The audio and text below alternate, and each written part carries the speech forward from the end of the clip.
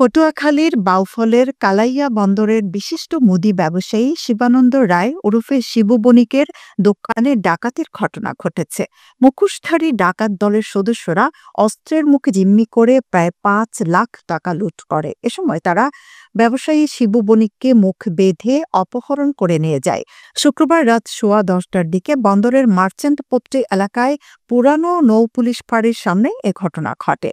ঘটনার প্রত্যক্ষদর্শী দোকানের কর্মচারী তাপস ও শঙ্কর জানায়, প্রতিদিনের মতো ঘটনার দিন শিবু বণিক দোকানে বসে হিসাব করছিলেন।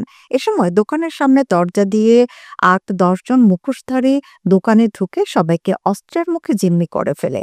খুব কম সময়ের মধ্যে ক্যাশ থেকে প্রায় ৫ লাখ টাকা সহ ব্যবসায়ী শিবু বণিককে মুখ বেঁধে অপহরণ করে নিয়ে যায়।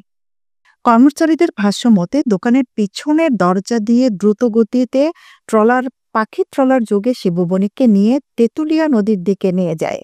ঘটনার সত্যতা নিশ্চিত করে বাউফল থানার ভারপ্রাপ্ত কর্মকর্তা মোহাম্মদ কামাল হোসেন বলেন, ব্যবসায়ী শিবু বণিককে উদ্ধার করতে পুলিশ ও নৌপুলিশ অভিযানে বের হয়েছে।